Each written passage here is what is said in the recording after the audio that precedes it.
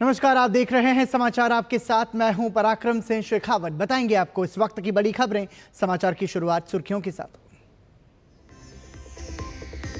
प्रधानमंत्री नरेंद्र मोदी 5 देशों की यात्रा के अंतिम पड़ाव नामीबिया से स्वदेश के लिए हुए रवाना। प्रधानमंत्री मोदी ने नामीबियाई संसद के संयुक्त सत्र को किया संबोधित। कहा, अपने दम और अपनी शर्तों पर होगा ग्लोबल साउथ का विकास। भारत समृद्ध अफ्रीका के पक्ष में।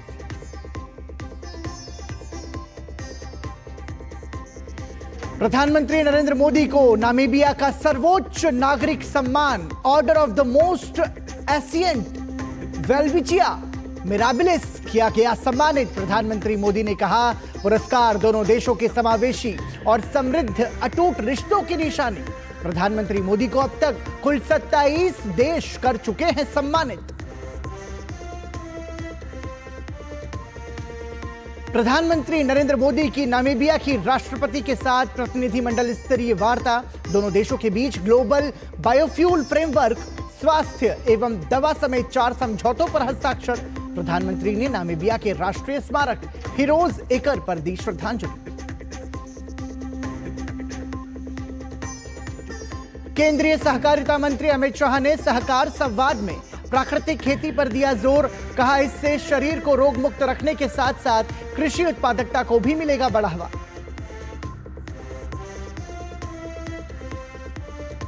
और पहाड़ों से लेकर मैदान तक झमाझम बारिश। उत्तराखंड के रुद्रप्रयाग में अलकनंदा नदी उफान पर। दिल्ली एनसीआर में भी बरसे बादल। लोगों को मिली उमस और गर्मी से राहत।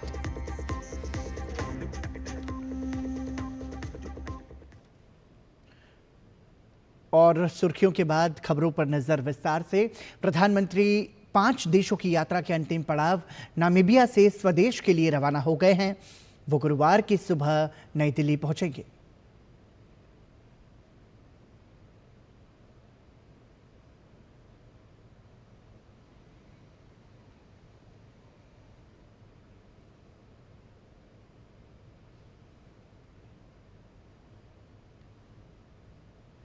प्रधानमंत्री नरेंद्र मोदी ने नामीबिया की संसद के संयुक्त सत्र को संबोधित किया।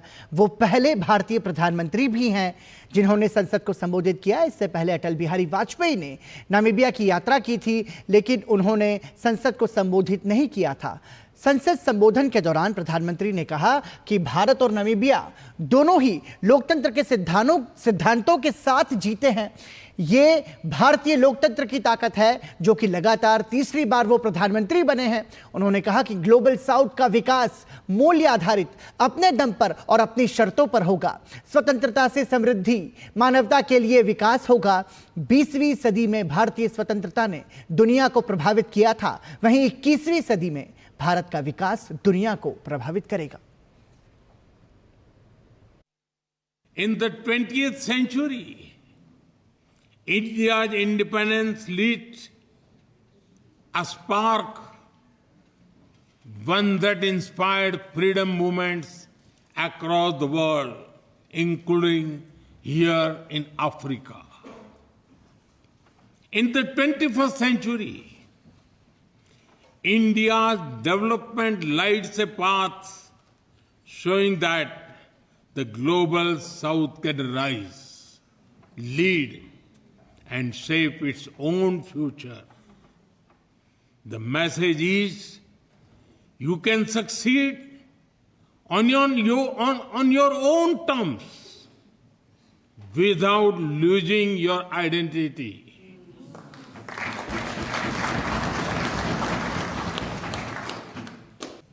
For this message to echo louder, we must act together.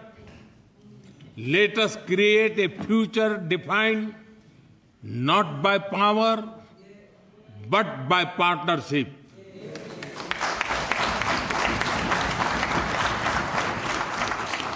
Not by dominance, but by dialogue. Not by exclusion, but by equity. This will be the spirit of our shared vision. From freedom to future, स्वतंत्रता से समृद्धि, संकल्प से सिद्धि, from the spark of independence to the light of shared progress, let us walk this path together. प्रधानमंत्री ने African union को G20 अध्यक्षता के दौरान सदस्य बनाए जाने का जिक्र किया। उन्होंने कहा कि भारत अपने विकास के साथ दुनिया के सपनों को भी पूरा करेगा। उन्होंने कहा अफ्रीका को भारत सिर्फ रिसोर्स का सोर्स नहीं मानता, बल्कि वो चाहता है कि स्थानीय स्तर पर भी वृद्धि हो। I had laid out 10 principles of our engagements with Africa. Today, I reaffirm India's full commitment to them. They are based on respect, equality, and mutual benefit. We seek not to compete, but to cooperate. Our goal is to build together, not to take, but to grow together. We believe that Africa must not be just a source of raw materials. Africa must lead in value creation and sustainable growth. That is why we fully support Africa's Agenda 2063 for industrialization. प्रधानमंत्री ने Namibia को रक्षा सुरक्षा में सहयोग करने का भरोसा दिलाया। वहीं यूपीआई को अपनाए जाने को लेकर उन्होंने खुशी जाहिर की। We are thrilled that Namibia is the first country to adopt India's UPI, Unified Payment Interface technology. Soon, people will be able to send money faster than one can say Tangi Unene.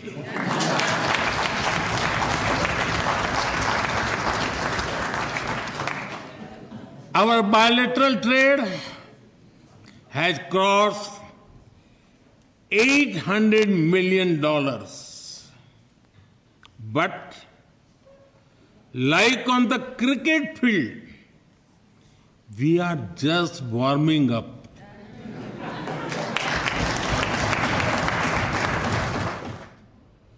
वहीं प्रधानमंत्री ने Namibia द्वारा भारत के पारिस्थितिकी तंत्र में सहयोग करने के लिए चीता उपहार स्वरूप दिए जाने का जिक्र किया और नामीबिया का धन्यवाद दिया। उन्होंने बताया कि भारत के कोनों में चीता पूरी तरह से भारतीय जलवायु में ढल चुके हैं। India and Namibia have a powerful story of cooperation, conservation, and compassion. When you help us in reintroducing cheetahs in our country, we are deeply grateful for your gift.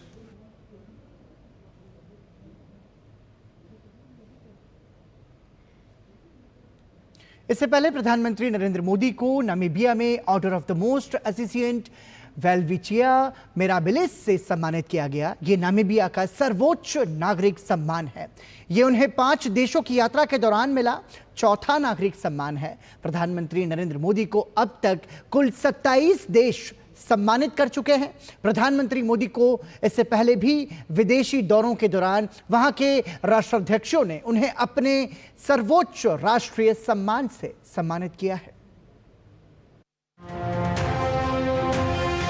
5 देशों की यात्रा के अंतिम चरण में नामीबिया में प्रधानमंत्री नरेंद्र मोदी का न सिर्फ गर्मजोशी से स्वागत किया गया, बल्कि उन्हें नामीबिया के सर्वोच्च नागरिक सम्मान order of the most ancient Welwitschia mirabilis से सम्मानित किया गया। राष्ट्रपति नेटुम्बो नंदी नदैत्वा ने प्रधानमंत्री मोदी को ये सम्मान प्रदान किया। प्रधानमंत्री ने इसे गर्व का क्षण बताया। उन्होंने 140 करोड़ भारतीयों की ओर से ये सम्मान ग्रहण किया। नामीबिया का वेलविचिया, जिसके नाम पर इस अवार्ड का नाम रखा गया है, यह कोई साधारण पौधा नहीं है। यह घर के एल्डर्स की तरह है, जिन्होंने समय को करवट लेते देखा है। यह नामीबिया के लोगों के संघर्ष, साहस और संस्कृति का प्रतीक है। यह भारत और नामीबिया की अविचल दोस्ती का साक्षी है और आज इससे जुड़कर मैं बहुत गौरवान्वित महसूस कर रहा हूं। मैं इस सम्मान को नामीबिया और भारत के लोगों को उनकी निरंतर प्रगति और विकास को और हमारी अटूट मित्रता को समर्पित करता हूं। इससे पहले ब्रासीलिया में प्रधानमंत्री नरेंद्र मोदी को ब्राजील के सर्वोच्च नागरिक सम्मान grand collar of the national order of the southern cross प्रदान किया गया। ब्राजील के राष्ट्रपति लूला डी सिल्वा ने प्रधानमंत्री मोदी को ये सम्मान सौंपा। पीएम मोदी को दिया गया ये सम्मान 57 साल बाद किसी भारतीय प्रधानमंत्री की ब्राजील यात्रा के दौरान दोनों देशों के बीच ऐतिहासिक संबंधों को और गहरा करने वाला रहा। राष्ट्रपति जी द्वारा मुझे ब्राजील के सर्वोच्च राष्ट्रीय सम्मान से विभूषित किया जाना मेरे लिए ही नहीं बल्कि 140 करोड़ भारतवासियों के लिए भी अत्यंत गर्व और भावुकता का पल है। मैं इसके लिए उनका, ब्राजील सरकार और ब्राजील के लोगों का हृदय से आभार व्यक्त करता हूं। पिछले दिनों ही प्रधानमंत्री नरेंद्र मोदी को त्रिनिदाद टोबैगो में वहां के सर्वोच्च नागरिक सम्मान order of the Republic of Trinidad Tobago और घाना में वहां के राष्ट्रीय award the officer of the order of the star of घाना से सम्मानित किया गया। मैं इस सम्मान को 140 करोड़ भारतीयों की ओर से विनम्रता के साथ स्वीकार करता हूं। यह सम्मान मैं हमारे युवाओं की आकांक्षाओं को,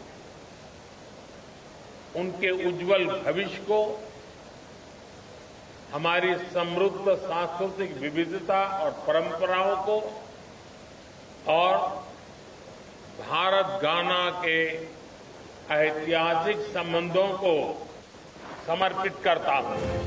इससे पहले पिछले महीने ही साइप्रस यात्रा के दौरान प्रधानमंत्री नरेंद्र मोदी को राष्ट्रपति निकोस क्रिस्टोडोलाइडिस ने grand cross of the order of Makarios III से सम्मानित किया। ये साइप्रस का सर्वोच्च सम्मान है।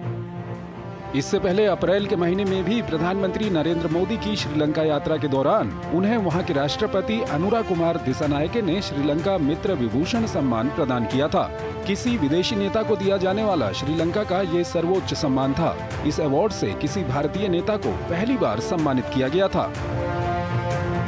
प्रधानमंत्री को अब तक विदेशों में 27 शीर्ष सम्मान मिल चुके हैं। अलग अलग देश अपने सर्वोच्च नागरिक सम्मान देकर ग्लोबल लीडर के तौर पर पीएम मोदी की भूमिका को सम्मानित करते रहे हैं। पिछले साल जुलाई में पीएम को रूस के राष्ट्रपति व्लादिमीर पुतिन ने देश का सर्वोच्च नागरिक पुरस्कार दिया।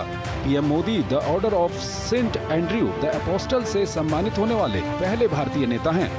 नवंबर 2024 में नाइजीरिया के राष्ट्रपति बोला अहमद ने पीएम मोदी को grand commander of the order of niger प्रदान किया। प्रशस्ति पत्र में कहा गया कि प्रधानमंत्री के दूरदर्शी नेतृत्व ने भारत को एक वैश्विक शक्ति के रूप में स्थापित किया है। पीएम 56 वर्षों में पहले ऐसे विदेशी नेता रहे जिन्हें ये पुरस्कार प्रदान किया गया। उसी माह गयाना के राष्ट्रपति इरफान अली ने पीएम को देश के सर्वोच्च राष्ट्रीय पुरस्कार द ऑर्डर ऑफ एक्सीलेंस से सम्मानित किया। यह अवार्ड विकासशील देशों के अधिकारों की रक्षा और वैश्विक समुदाय के लिए असाधारण सेवा के लिए दिया गया। उसी दिन पीएम को डोमिनिका की राष्ट्रपति सिल्वेनी बर्टन ने अपने देश का सर्वोच्च राष्ट्रीय पुरस्कार सौंपा। डोमिनिका अवार्ड ऑफ ऑनर कोविड-19 महामारी के दौरान मदद और रिश्तों की मजबूती में योगदान के लिए दिया गया। दिसंबर 2024 में कुवैत ने पीएम मोदी को अपना सबसे बड़ा राष्ट्रीय पुरस्कार दिया। कुवैत के अमीर मिशाल अल अहमद अल जबर अल सबा ने पीएम को द ऑर्डर ऑफ मुबारक अल कबीर से सम्मानित किया। अब तक चुनिंदा वैश्विक नेताओं को ही ये अवार्ड मिला है। इस साल भी पीएम को ग्लोबल अवार्ड से नवाजे जाने का सिलसिला जारी है। पिछले दिनों बारबाडोस ने पीएम को honorary order of freedom of Barbados दिया। वहां की राष्ट्रपति ने ये पुरस्कार प्रदान किया, जिसे पीएम की ओर से विदेश राज्य मंत्री पवित्रा मार्गरेटा ने प्राप्त किया। इसी वर्ष 12 मार्च को मॉरिशस के राष्ट्रीय दिवस समारोह में पीएम को वहां का सर्वोच्च नागरिक सम्मान मिला। राष्ट्रपति धर्मवीर गोकुल ने पीएम को grand commander of the order of the star and की ऑफ द इंडियन ओशन प्रदान किया। किसी भारतीय को पहली बार ये सम्मान प्राप्त हुआ है। इन अवार्ड्स और ग्लोबल लीडर के तौर पर शोहरत के पीछे सबसे बड़ी वजह है पीएम का विजन, संपूर्ण मानव जाति के कल्याण और शांति संवाद का विजन। संघर्ष ही नहीं, पर्यावरण संकट और आतंकवाद जैसी वैश्विक चुनौतियों को लेकर भी पीएम का संदेश साफ है। समाधान के लिए सब साथ आएं, मिलकर प्रयास करें। आधुनिक तकनीक हो या विकास की डगर, पीएम ग्लोबल साउथ सहित सबको साथ लेकर आगे बढ़ने पर बार बार बल देते रहे हैं। यही वो दृष्टिकोण है जिसे पूरी दुनिया न केवल सम्मान से देखती है, बल्कि इससे मानवता का बेहतर भविष्य सुनिश्चित करने में भी मदद मिल रही है। निश्चित रूप से प्रधानमंत्री का यह सम्मान भारत का सम्मान है। भारत नामीबिया के बीच प्रतिनिधिमंडल स्तर की वार्ता हुई। इस दौरान दोनों देशों के बीच व्यापार, निवेश, खनिज संसाधनों और रक्षा सहयोग जैसे कई महत्वपूर्ण मुद्दों पर बातचीत हुई। दोनों देशों के बीच डिजिटल, शिक्षा और हाइड्रोकार्बन जैसे क्षेत्रों में चर्चा हुई। सिविल, न्यूक्लियर और पेट्रोलियम क्षेत्र में सहयोग को लेकर भी दोनों देशों के बीच बातचीत हुई। वहीं दोनों ही देश व्यापार और निवेश को बढ़ावा देने पर भी सहमत हैं। भारत नामीबिया के बीच कुल 4 समझौते ज्ञापन पर हस्ताक्षर हुए, जिसमें आपदा के अनुकूल अवसंरचना फ्रेमवर्क, ग्लोबल बायोफ्यूल फ्रेमवर्क, उद्यमिता केंद्र स्थापित करने और स्वास्थ्य और दवा के क्षेत्र शामिल हैं। भारत का $600 मिलियन का व्यापार है और $800 मिलियन का भारतीय निवेश। प्रधानमंत्री नरेंद्र मोदी नामीबिया के राष्ट्रीय स्मारक हीरोज एक्र पर जाकर श्रद्धांजलि अर्पित उन्होंने की। मेमोरियल देश के लिए सर्वोच्च बलिदान देने वालों को सम्मान देने के लिए बनाया गया है। मुख्य तौर पर नामीबिया के संस्थापक डॉक्टर सैम नुजोमा को यह समर्पित है। डॉक्टर सैम नुजोमा ने नामीबिया को साल 1990 में दक्षिण अफ्रीका की अंग्रेजी हुकूमत से आज़ादी दिलाई थी। वो देश के पहले राष्ट्रपति बने और 15 सालों तक इस पद पर रहे। इसी साल फरवरी 2025 में उनका निधन 95 वर्ष की आयु में हो गया।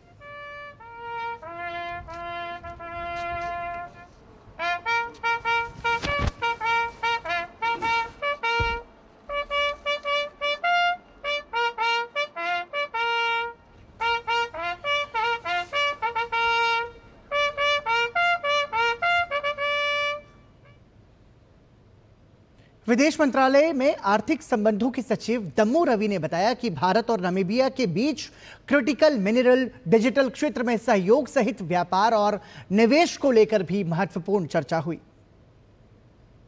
Relationship, as you know, underpinned by trade and economic interest, investments on both sides. The trade is about $600 million in favor of India, marginally, and investments from India are about $800 million. And the cooperation that was discussed was in the area of natural resources, because as you know that Namibia is endowed with rich natural resources like diamonds, lithium, copper, cobalt, graphite. All of these rich critical minerals are useful for our industry. The cooperation in the area of health was discussed, which also included the possibility of Jan Aushadhi being introduced in Namibia. Also supply of medicines and direct sourcing from India. The cooperation in the area of agriculture was another area that came up, item that came up in the discussions, and there again as Namibia has huge land tracts, there's a possibility of India supporting with equipment, machinery, and able to grow food crops for the food security of Namibia. Defense cooperation, another area that came up for discussion, and most importantly, in the digital public infrastructure. वहीं UPI को लेकर दोनों देशों के बीच सहयोग हुआ और चर्चा हुई। नामीबिया भी डिजिटल पेमेंट को बढ़ावा देगा, जिसमें भारत उसका सहयोग करेगा। National Payment Corporation of India and the Namibian Central Bank have entered into an agreement for licensing agreement to deployment of the UPI in Namibia for real-time payments. And this is a significant development. We believe that this will open up new avenues for cooperation in the digital space between our two countries. दोनों देशों ने आतंकवाद की निंदा की। Namibia ने भारत में अप्रैल महीने में हुए पहलगाम आतंकी हमले को लेकर संवेदना व्यक्त की और भारत का समर्थन किया। वहीं वैश्विक संस्थाओं में सुधार की भी बात कही। Both sides also touched upon the multilateral issues. There was condemnation of terrorism in all its manifestations, including the Pahalgam terrorist attack, where Namibia expressed solidarity for India. And there was also talk about reforming of the multilateral institutions, and there was a clear understanding by both the leaders that it's very important that multilateralism is strengthened for the South-South cooperation and both sides to be able to find solutions for the challenges that the countries in the global South are facing. So there was a deep understanding on how India and Namibia can partner in this area. केंद्रीय गृह एवं सहकारिता मंत्री अमित शाह ने अंतर्राष्ट्रीय सहकारिता वर्ष के अवसर पर गुजरात, मध्य प्रदेश और राजस्थान की सहकारिता क्षेत्र से जुड़ी महिलाओं और अन्य सहकारी कार्यकर्ताओं के साथ सहकार संवाद किया। इस दौरान अमित शाह ने संवाद के जरिए प्राकृतिक खेती और देशी गायों और उनकी उपयोगिता पर भी महत्वपूर्ण सुझाव दिए। उन्होंने बताया कि प्राकृतिक खेती न केवल शरीर को रोगमुक्त रखने में मदद करती है, बल्कि कृषि उत्पादकता को भी बढ़ाती है। अगर प्राकृतिक खेती आप करोगे तो एक बूंद पानी बाहर नहीं जाएगा, अंदर उतर जाएगा। क्यों? क्योंकि प्राकृतिक खेती करने के साथ ही केचवे बनते हैं। केचवे मतलब गुजराती में अरसिया कहिए ना આપણે। अब આપણે फर्टिलाइजर डाल कर सारे केचवे मार दिए। ये बड़े बड़े यूरिया के कारखाने डाले हैं, डीएपी के कारखाने डाले हैं, एमपीके के कारखाने डाले हैं, मगर हर केचुआ यूरिया, डीएपी और एमपीके का स्वयं कारखाना है। वो मिट्टी खाता है और खाद बनाकर बाहर निकालता है। और एक देसी गाय में 21 एकड़ का खेती हो सकता है। 21 एकड़ का सिर्फ एक गाय में। इससे आपका उत्पादन भी बढ़ता है, खाने वाले की सेहत भी अच्छी होती है, धरती भी हमारी अच्छी हो जाती है, पानी का भी बचाव होता है। सभी प्रकार से प्राकृतिक खेती हमारा फायदा करती। अमित शाह ने सहकारिता मंत्रालय के द्वारा देश भर में हो रहे विकास कार्यों की सराहना करते हुए कहा कि इससे गरीब किसानों और ग्रामीणों के जीवन में खुशहाली आ रही है। उन्होंने कहा कि जल्द ही वो देश में अन्य राज्यों की ऐसी 10 चौपालों को संबोधित करेंगे और चौपाल से मिलने वाले सुझावों पर अमल भी करेंगे। मैं जब गृह मंत्री बना तब सारे लोग मुझे कहते थे बड़ा महत्वपूर्ण विभाग आपको मिल गया, देश का गृह मंत्री होना। सरदार पटेल साहब थे तो बहुत बड़ी बात होती है गृह मंत्रालय। मगर जिस दिन मुझे सहकारिता मंत्री बनाया उस दिन मैं मानता हूं कि गृह मंत्रालय से भी बड़ा डिपार्टमेंट मुझे मिल गया है, जो देश के गरीबों के लिए काम करता है, किसानों के लिए काम करता है, गांव के लिए काम करता है, बोल नहीं पाते ऐसे पशुओं के लिए काम करता है। मैं देश भर में 3-3 राज्यों की ऐसी 10 चौपालें लगाने वाला हूं, इसी प्रकार की खुलकर बात करना। और उसमें से आपके जो सुझाव आज कुछ आए हैं, ऐसे आएंगे, तो उसके आधार पर सहकारिता मंत्रालय का आगे का काम भी हम करेंगे। कुछ ऐसा लगता है तो मेरे नाम से मेरे घर के पते पर चिट्ठी भेज देना, मैं खुद पढ़ूंगा और आपको जवाब भी दूंगा। भाजपा के राष्ट्रीय अध्यक्ष और केंद्रीय मंत्री जेपी नड्डा ने हिमाचल प्रदेश के मंडी में बाढ़ प्रभावित क्षेत्र का दौरा किया। इस दौरान भाजपा अध्यक्ष के साथ पूर्व मुख्यमंत्री जयराम ठाकुर भी मौजूद रहे। इससे पहले जेपी नड्डा ने मंडी जिले के बाना गांव में बादल फटने और भारी बारिश से प्रभावित लोगों से मुलाकात भी की। इस मौके पर उन्होंने बाढ़ से प्रभावित लोगों के प्रति अपना दुख प्रकट किया। उन्होंने कहा कि भारत सरकार हमेशा प्रधानमंत्री नरेंद्र मोदी के नेतृत्व में राहत के लिए तत्पर रहती है। जो भी आर्थिक मदद की आवश्यकता होगी उसके लिए हम पहले भी खड़े रहे हैं और आगे भी खड़े रहेंगे। सबसे पहले राहत का काम भारतीय जनता पार्टी के कार्यकर्ताओं ने शुरू किया। हर जगह सेवा का काम और सेवा के साथ साथ राहत पहुंचाने का काम। सारे प्रदेश से लोगों ने राहत सामग्री भिजवाई है। आपने देखा होगा हर जगह राहत केंद्र खोले गए हैं, सेवा केंद्र खोले गए हैं और वहाँ हर तरीके की राहत पहुंचाई जा रही है। फिर चाहे वो दैनंदिन जीवन में रोज़मर्रा में आने वाला सामान हो, फिर चाहे वो उनके अन्न की व्यवस्था करनी हो, उनके ठहरने की व्यवस्था करनी हो, सभी पर तीव्र गति से पार्टी की तरफ से काम चल रहा है। देश में कपास उत्पादन बढ़ाने और कपास किसानों की समस्या के समाधान के लिए कोयंबटूर में 11 जुलाई को बैठक बुलाई गई है। इस बैठक में कपास उत्पादक किसानों के प्रतिनिधि, किसान संगठनों के प्रतिनिधि, ICAR के जाने माने सभी वैज्ञानिक, स्वयं DG ICAR, कपास उत्पादक राज्यों के कृषि मंत्रीगण, राज्य सरकार के अधिकारीगण, कपास उद्योग से जुड़े हुए प्रतिनिधि और कृषि विश्वविद्यालयों के लोग भी शामिल रहेंगे। कृषि मंत्रालय ने कपास की उत्पादकता और गुणवत्ता को बढ़ावा देने के लिए टोल फ्री नंबर 1800-180-1551 भी जारी किया है। इस नंबर पर आने वाले सुझावों से कपास के उत्पादन को बढ़ावा देने में मदद मिलेगी। हमारा संकल्प है कपास का उत्पादन बढ़ाना, उत्पादन में आने वाली लागत को घटाना, अच्छे बीज, जलवायु अनुकूल जो हो और वायरस अटैक का मुकाबला कर सकें। इसके लिए 11 जुलाई को प्रातः 10 बजे कोयंबटूर में हमने एक बैठक बुलाई है जिसमें कपास उत्पादक किसानों के प्रतिनिधि, ICAR के जाने माने सभी वैज्ञानिक, स्वयं DG ICAR, प्रतिनिधि, एग्रीकल्चर यूनिवर्सिटीज के लोग भी रहेंगे।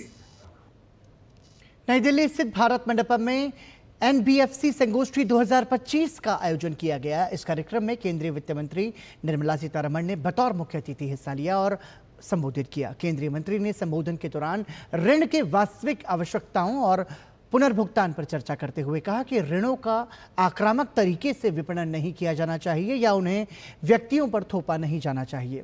वसूली प्रक्रियाएं निष्पक्ष, सहानुभूतिपूर्ण और सम्मानजनक तरीके से RBI की निष्पक्ष आचरण संहिता के अनुसार सख्ती से संचालित की जानी चाहिए। Financial exploitation in the name of inclusion is unacceptable. Lending should be based on genuine needs and repayment capacity of the customers, and loans should not be aggressively marketed or pushed. I hope, because you are at the last mile, these messages are going to be seriously taken, because that's what is going to be the underlying strength of NBFCs in the years to come. Interest rates should be reasonable. This I say despite you having to borrow at some highly rates which you would otherwise wish to be far lower, but you should work together with the scheduled commercial banks, talk to them, see how best you can raise revenue. इस दौरान केंद्रीय मंत्री ने NBFC के महत्व पर चर्चा करते हुए कहा कि NBFC उन क्षेत्रों के लिए ऋण का एक महत्वपूर्ण स्रोत बनकर उभरे हैं जिन्हें ऐतिहासिक रूप से कम सेवा प्राप्त हुई है। NBFC ऋण आवश्यकताओं को पूरा करते हैं और वित्तीय सशक्तिकरण चाहने वाले करोड़ों नागरिकों और छोटे व्यवसायों के लिए संपर्क का पहला बिंदु है।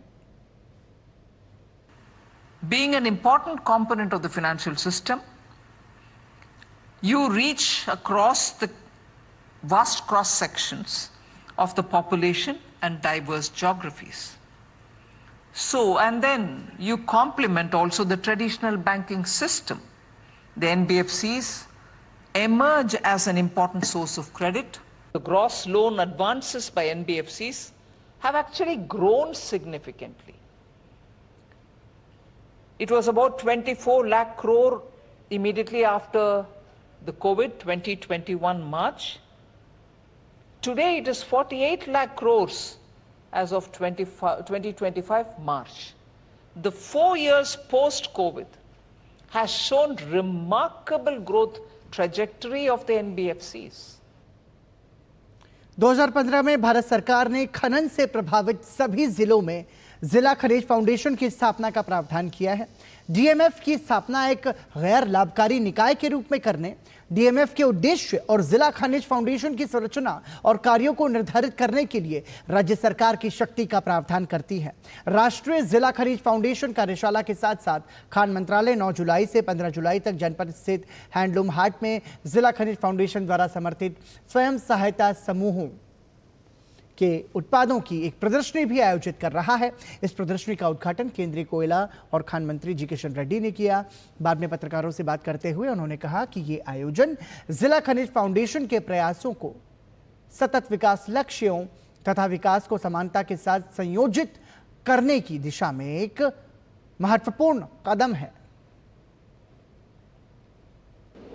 जिला लेवल पर जो माइनिंग सेक्टर के इफेक्टेड एरियाज में कुछ पैसे अलग निकाल के उस विलेजेस में खर्च करना चाहिए। आदरणीय प्रधानमंत्री जी निर्णय लेने के बाद जिला लेवल पे जिला कलेक्टर के नेतृत्व में उस माइनिंग सेक्टर के द्वारा जितने भी पैसे आते हैं उस परसेंटेज उस जिला में लगाकर उस एरिया में लोकल लोगों के लिए खर्च करने के लिए निर्णय किया है।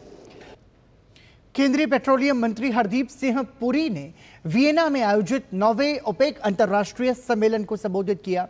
उन्होंने कहा कि भारत अब ऊर्जा सुरक्षा, विकास और समावेशी बदलाव के रास्ते पर तेजी से आगे बढ़ रहा है।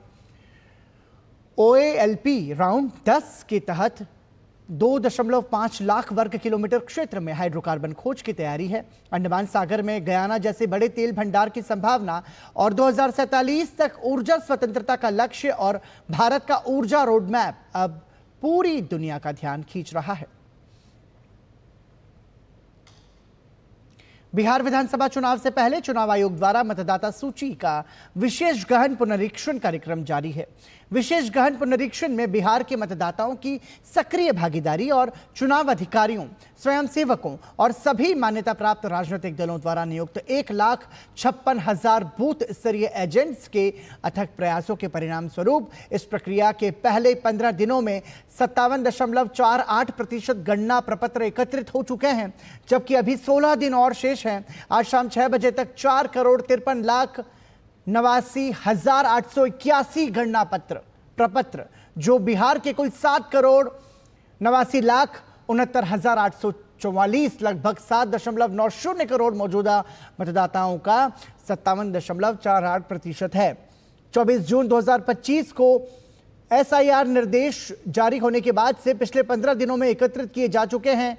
पिछले 24 घंटों में यानी कल शाम 6 बजे से 83,12,804 गणना प्रपत्र एकत्रित किए गए हैं। एकत्र किए गए जो एक ही दिन में एकत्र किए गए 10.52% के बराबर है।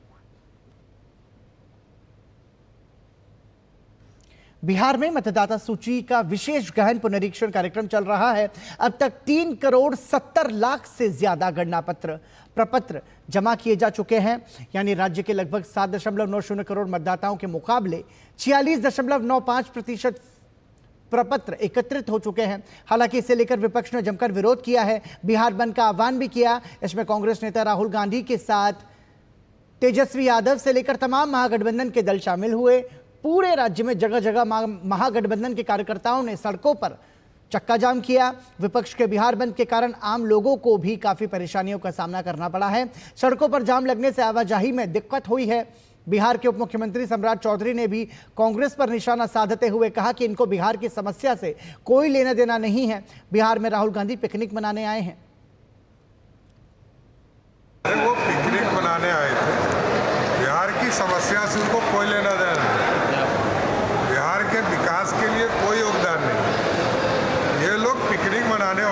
नेता लोग हैं, आते हैं जाते हैं। बिहार में अच्छा प्रगति देखा होगा, अभी आएंगे तो एयरपोर्ट भी देखेंगे, बड़ा अच्छा एयरपोर्ट बना है। वहीं भाजपा नेता शाहनवाज हुसैन ने बिहार बंद को पूरी तरह से फ्लॉप बताया। उन्होंने कहा कि जनता को परेशानी झेलनी पड़ी है, जनता विपक्ष के साथ नहीं है। बंद पूरी तरह फ्लॉप हो गया है। इन लोगों ने उस दिन की याद दिला दी जब तेल पिलाई हुई लाठी लेकर ये लोग बंद करते थे। आज भी इन्होंने एम्बुलेंस को रोक लिया, स्कूल की बस को रोक लिया।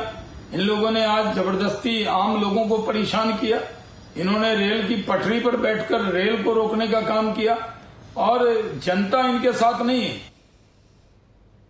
बिहार सरकार में मंत्री जीवेश कुमार ने कहा, विपक्ष जनता को भड़काना चाहता है, असत्य को फैलाना उनकी नीयत बन चुका है।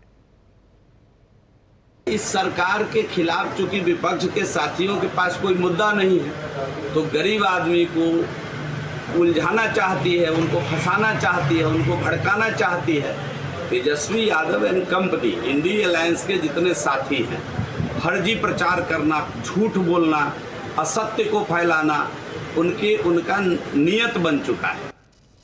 बिहार सरकार में वरिष्ठ मंत्री अशोक चौधरी ने बिहार सरकार की सराहना करते हुए कहा कि सरकार युवाओं के साथ बेहतर समन्वय बना रही है, युवाओं के भविष्य को लेकर रोजगार, शिक्षा और कौशल विकास पर खास ध्यान दे रही है। हम लोग तो चाहते हैं मुख्यमंत्री जी की युवाओं पर काम हो, युवा की टीम नई नई बातों को अपना आइडिया दे, युवाओं में क्या समस्या है उसके बारे में जानकारी दे, सरकार उन सब चीज़ों को इनकॉर्पोरेट करे भविष्य में अपने नियम कानून में और उसके लिए और योजनाओं का निर्माण करे। महाराष्ट्र के नंदुरबार जिले में अवैध चर्च निर्माण और आदिवासियों के धर्मांतरण को गंभीर मुद्दा मानते हुए महाराष्ट्र सरकार ने कड़ा रुख अपनाया है। महाराष्ट्र के राजस्व मंत्री चंद्रशेखर बावनकुले ने विधानसभा में तत्काल कार्रवाई और धर्मांतरण मामलों की उच्च स्तरीय जांच के आदेश दिए हैं। भाजपा विधायक अनूप अग्रवाल और अन्य विधायकों द्वारा उठाए गए प्रश्नों का जवाब देते हुए बावनकुले ने कहा कि सरकार आदिवासियों की सांस्कृतिक और धार्मिक पहचान की सुरक्षा के लिए प्रतिबद्ध है। विधायक पडलकर ने विधानसभा में आरोप लगाया कि खासतौर से नवापुर तालुका में ईसाई मिशनरियों और धर्मांतरित व्यक्तियों द्वारा आदिवासी और गैर आदिवासी समुदायों को प्रलोभन देकर धर्मांतरण के लिए लुभाया जा रहा है, जिससे उनकी सांस्कृतिक और धार्मिक पहचान खतरे में पड़ रही है। उन्होंने ये भी आरोप लगाया कि गांव और सरकारी जमीन पर बिना ग्राम पंचायत और गृह विभाग की अनुमति के 150 से अधिक अवैध चर्च बनाए गए हैं। इस मुद्दे को गंभीरता से लेते हुए बावनकुले ने स्पष्ट किया कि नंदुरबार में अवैध चर्च निर्माण पर त्वरित कार्रवाई की जाएगी। उन्होंने बताया कि इस मुद्दे पर मुख्यमंत्री देवेंद्र फडणवीस से चर्चा की जाएगी और धर्मांतरण के खिलाफ कड़े कानूनों का अध्ययन किया जाएगा। बावनकुले ने कहा कि सभी अवैध धार्मिक संरचनाओं का सर्वेक्षण 6 महीने के भीतर पूरा किया जाएगा।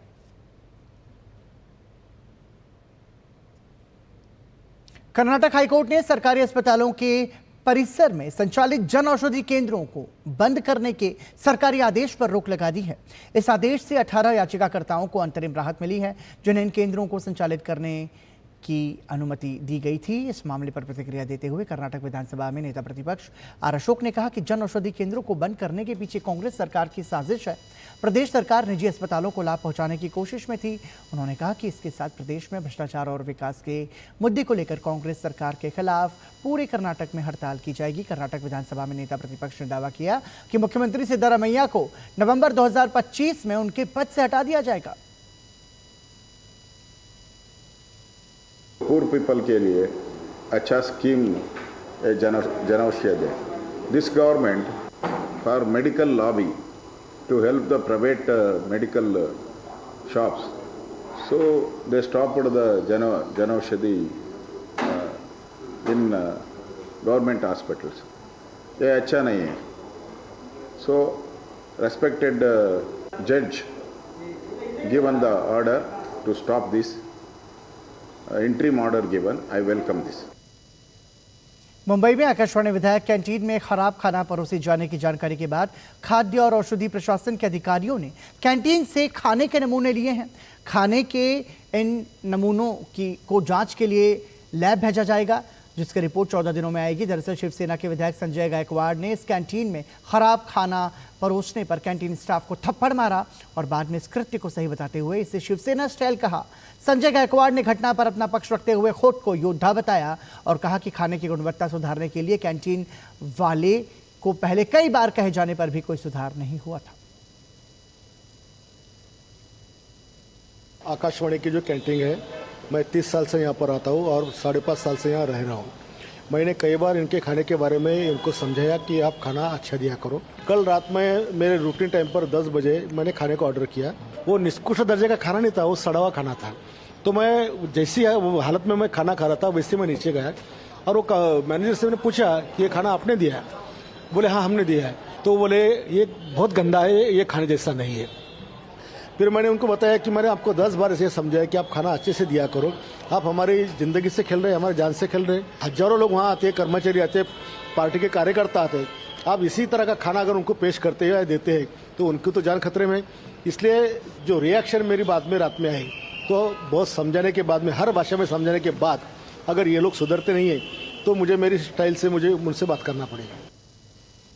दिल्ली के महापौर सरदार राजा इकबाल सिंह ने दिल्ली सरकार में कानून एवं संस्कृति मंत्री कपिल मिश्रा के साथ अप्सरा बॉर्डर से लेकर आईएसबीटी कश्मीरी गेट तक कावड़ मार्ग का निरीक्षण किया और यात्रा संबंधी तैयारियों की समीक्षा की। इस मौके पर पार्टी के कई विधायक और दिल्ली सरकार और नगर निगम के वरिष्ठ अधिकारी मौजूद रहे। दिल्ली के महापौर ने बताया कि दिल्ली नगर निगम और दिल्ली सरकार शिव भक्त कांवड़ियों के स्वागत के लिए पूरी तरह से तैयार है। श्रद्धालुओं को किसी प्रकार की असुविधा ना हो, इसके लिए सभी जरूरी इंतजाम किए गए हैं। उन्होंने बढ़ चढ़कर श्रद्धालुओं से कांवड़ यात्रा में शामिल होने का अनुरोध भी किया।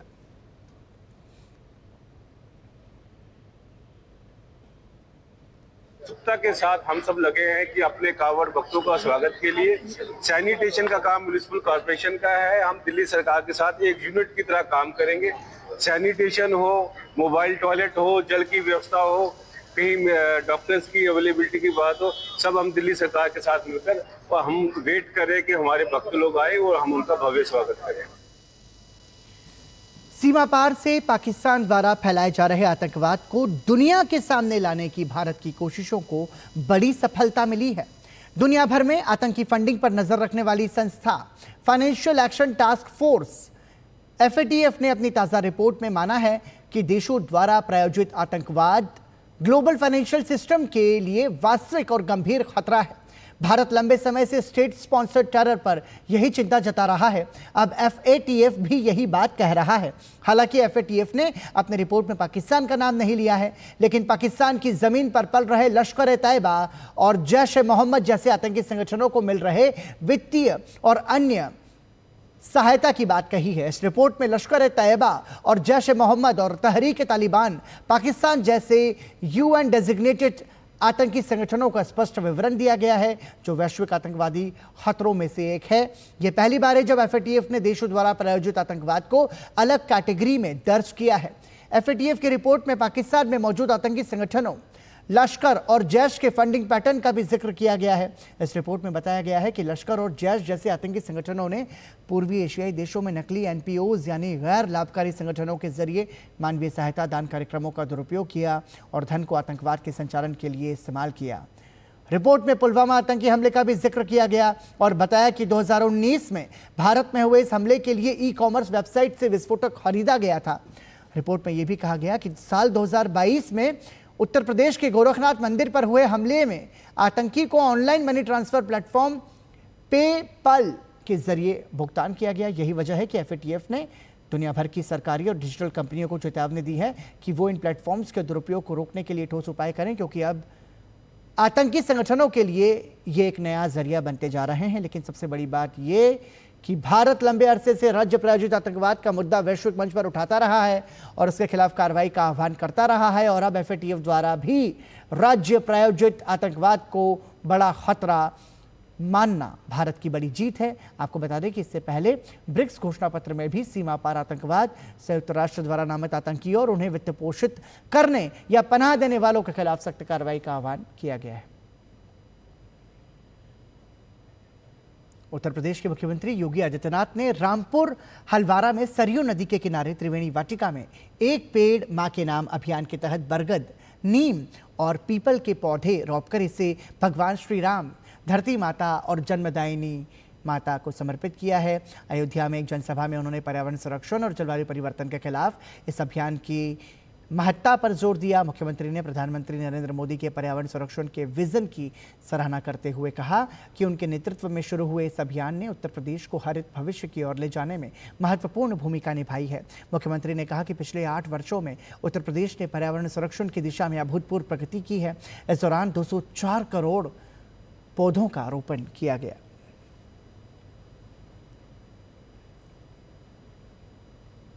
7 बजे से जो कार्यक्रम प्रारंभ हुआ, उस कार्यक्रम की श्रृंखला में एक पेड़ मां के नाम अब तक 22 करोड़ से अधिक वृक्षारोपण का लक्ष्य उत्तर प्रदेश के अंदर पूरा किया जा चुका है। 22 करोड़ वृक्षारोपण का मतलब उत्तर प्रदेश के एक एक व्यक्ति के नाम पर एक उसके द्वारा लगाया गया पौधा अपनी मां के प्रति भी और धरती माता के प्रति हमारी कृतज्ञता को ज्ञापित करने का एक माध्यम बना है। हमारा वैदिक उद्घोष भी रहा है, माता भूमि पुत्रोहम पृथिव्या का। ये धरती हमारी माता है, हम इसके पुत्र हैं। धरती माता स्वस्थ है तो हम सब स्वस्थ हैं। इससे पहले मुख्यमंत्री योगी आदित्यनाथ ने अयोध्या में भगवान रामलला के दर्शन किए और पूजा अर्चना की। इसके साथ ही उन्होंने हनुमानगढ़ी में भगवान बजरंगबली का भी पूजन अर्चन किया।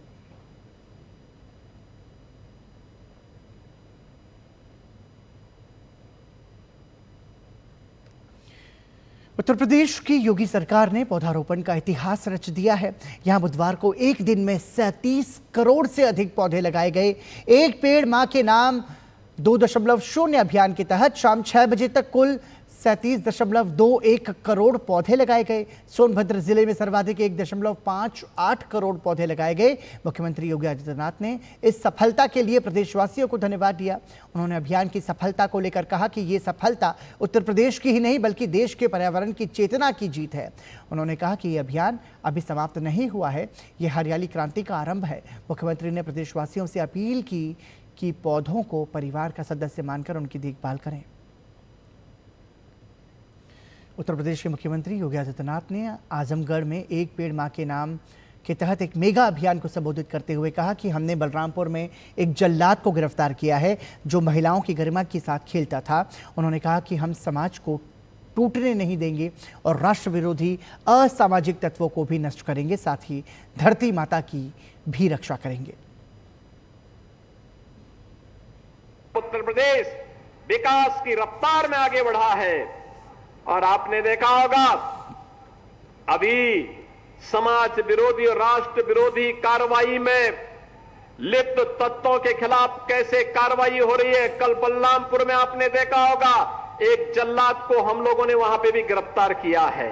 कैसे वहां हिंदू बहन बेटियों के इज्जत के साथ खिलवाड़ करता था, पैसे में सौदेबाजी करता था, लेकिन अब ऐसे तत्वों के साथ सख्ती की जा रही है। हम समाज को भी टूटने नहीं देंगे, राष्ट्र विरोधी और समाज विरोधी तत्वों को भी चकनाचूर करके रहेंगे और धरती माता के स्वास्थ्य की रक्षा भी करेंगे, मां की स्मृतियों को भी जीवंत बनाएंगे। दिल्ली कैबिनेट ने गुरु तेग बहादुर के 350वें शहीदी पर्व के उपलक्ष्य में लाल किला, चांदनी चौक में 2 दिवसीय कार्यक्रम के आयोजन को मंजूरी दी है। लाल किला वही ऐतिहासिक स्थान है जहां गुरु साहिब ने धार्मिक स्वतंत्रता के लिए अपना बलिदान दिया था। ये कार्यक्रम दिल्ली सरकार के कला, संस्कृति और भाषा विभाग द्वारा आयोजित किया जाएगा, जिसमें विशेष लाइट एंड साउंड शो, कीर्तन दरबार, पैनल चर्चाएं, पेंटिंग और ऐतिहासिक दस्तावेजों की प्रदर्शनी और गुरुजी की शिक्षाओं का विभिन्न भारतीय भाषाओं में अनुवाद और सार्वजनिक पाठ शामिल होगा। दिल्ली के पर्यावरण मंत्री और वरिष्ठ सिख नेता मनजिंदर सिंह सिरसा ने बताया कि लाल किले पर होने वाला ये 2 दिवसीय कार्यक्रम ऐतिहासिक होगा। हम श्रद्धांजलि अर्पित करने के साथ गुरु साहिब की शिक्षाओं को हर नागरिक तक पहुंचाने का प्रयास करेंगे।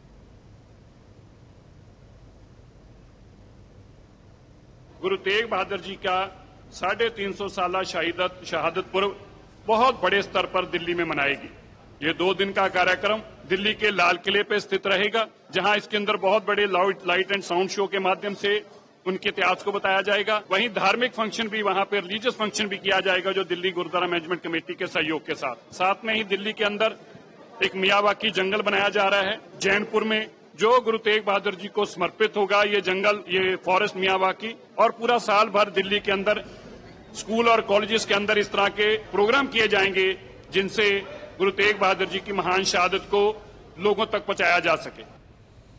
India cellular and electronics association ने लिथियम आयन बैटरी के रिसाइकलिंग इकोसिस्टम को लेकर रिपोर्ट जारी की है। नई दिल्ली में जारी रिपोर्ट में बताया गया है कि भारत वर्तमान में अपने जीवन काल के अंत वाली लिथियम आयन बैटरियों का भी केवल 1% ही उपयोगी सामग्रियों में रिसाइकिल करता है, जो कि पर्यावरणीय चुनौती और एक बड़े आर्थिक अवसर का संकेत देती है। ये रिपोर्ट 2030 तक $3.5 बिलियन मूल्य के घरेलू सर्क्यूलर बैटरी अर्थव्यवस्था बनाने के लिए एक रणनीतिक खाका प्रस्तुत करती है। लिथियम आयन बैटरी बाजार तेजी से विकास के लिए तैयार है, जो उपभोक्ता इलेक्ट्रॉनिक्स, इलेक्ट्रिक वाहनों और स्थिर भंडारण की बढ़ती मांग से प्रेरित है। इस वृद्धि को नेट जीरो लक्ष्यों के प्रति भारत की प्रतिबद्धताओं और कम कार्बन ऊर्जा सेल निर्माण की मांग के साथ ही अनुकूल सरकारी नीतियों से भी समर्थन मिल रहा है।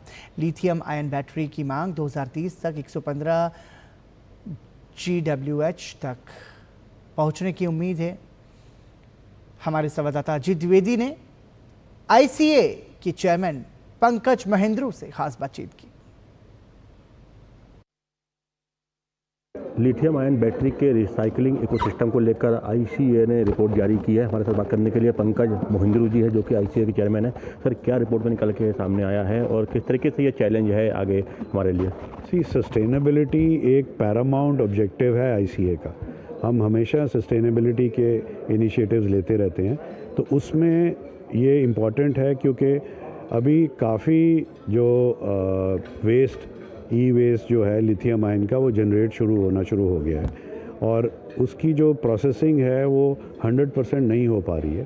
तो ये अच्छा मौका था क्योंकि अब सोलर में और EV में भी लिथियम आयन बैटरीज बहुत ज़्यादा बढ़ रही हैं कि हम उस पर फोकस लाएं और एंटरप्रेन्योर्स को एक्साइट करें, पॉलिसी मेकर्स को और डिपार्टमेंट्स को, CPCB को एक प्लेटफॉर्म पे लाके, MIT को एक प्लेटफॉर्म पे लाके इसको दर्शाएं और एंटरप्रेन्योर्स को एक्साइट करें कि इस एरिया में आएँ। कितना % कर पा रहे हैं अगर इंस्टीट्यूशनल लेवल पे हम बात करें, और क्या आगे का गोल क्या रखा गया? ये रिपोर्ट में सब डिटेल्स हैं। रिपोर्ट बहुत ही डिटेल्ड है, बहुत ही कोपियस है। जाहिर है कि अभी तो ज़्यादा नहीं है जो रीप्रोसेसिंग हो रही है, बट ये है कि इंडस्ट्री बिल्कुल नहीं यहाँ पे है, ऐसा भी नहीं है। किस तरीके से आगे की प्लानिंग आपके हिसाब से क्या होनी चाहिए और किस तरीके से इसको गवर्नमेंट की तरफ से सपोर्ट लेकर या आपकी तरफ से किस तरीके से इसको इम्प्लीमेंट किया जाएगा इन फ्यूचर? देखिए, एक तो रिवर्स लॉजिस्टिक्स बहुत इंपॉर्टेंट है क्योंकि जहाँ पे बैटरीज़ की लाइफ ख़त्म हो रही है वहाँ से उनको वापस लाना, एग्रीगेट करना, और उसके बाद जो की एलिमेंट है वो है टेक्नोलॉजी, क्योंकि इनफॉर्मल सेक्टर के पास अच्छी टेक्नोलॉजी नहीं है तो बहुत चीज़ें वेस्ट हो जाती हैं और एक्सट्रैक्शन नहीं होती। तो ये 2 बहुत की एलिमेंट है। और सबसे ऊपर तो एंटरप्रेन्योर होता है, जो उद्यमी है, जिसने रिस्क लेना है और अपना इन्वेस्टमेंट करनी है इसमें। तो जो क्रिटिकल हम कह सकते हैं कि जो लिथियम आयन बैटरी है उसका जो रिसाइकलिंग का जो सिस्टम है उसको डेवलप किया जा रहा है। कोशिश यही है कि आने वाले वर्षों में एक पूरा मैकेनिज्म डेवलप किया जाए जिससे कि पूरी तरीके से जो लिथियम आयन बैटरी है उसको अच्छे तरीके से जो है रिसाइकल किया जा सके। हिंदुस्तान शिपयार्ड लिमिटेड ने मंगलवार को स्वदेश निर्मित पहला स्वदेशी गोताखोरी सहायता पोत निस्तार भारतीय नौसेना को सौंपा। इस युद्धपोत को भारतीय नौवहन के अनुसार डिजाइन और निर्मित किया गया है। ये जहाज अत्यधिक विशिष्ट है और गहरे समुद्र में गोताखोरी तथा बचाव अभियान चला सकता है। उल्लेखनीय है कि यह क्षमता दुनिया भर की कुछ ही नौसेनाओं के पास है। जहाज का नाम निस्तार संस्कृत से लिया गया है, जिसका अर्थ मुक्ति, बचाव या मोक्ष होता है। 118 मीटर लंबे और लगभग 10,000 टन भार वाले इस जहाज में अत्याधुनिक गोताखोरी उपकरण लगे हैं और इस 300 मीटर की गहराई तक गहरे समुद्र में गोताखोरी करने में सक्षम है। कैलाश मानसरोवर यात्रा का दूसरा जत्था आज पिथौरागढ़ पहुंचा। इस मौके पर कुमाऊं मंडल विकास निगम और जिला प्रशासन ने यात्रियों का स्वागत किया। दूसरे दल में 14 महिला समेत कुल 48 श्रद्धालु शामिल हैं। कैलाश मानसरोवर जाने को लेकर सभी यात्री काफी उत्साहित हैं।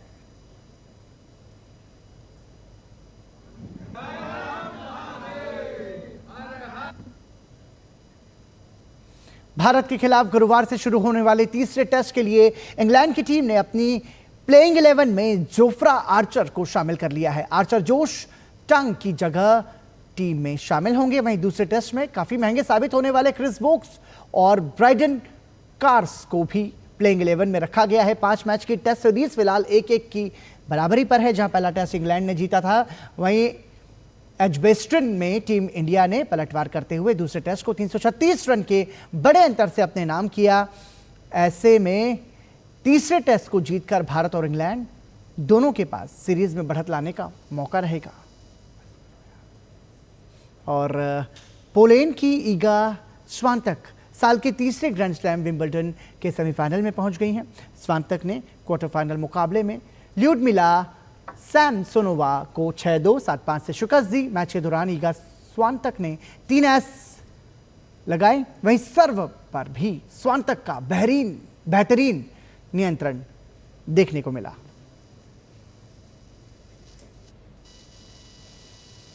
और इसी के साथ समाचार में अभी के लिए इतना ही, लेकिन डीडी न्यूज पर खबरों का सफर लगातार जारी है। हमें और हमारी पूरी टीम को दीजिए अनुमति।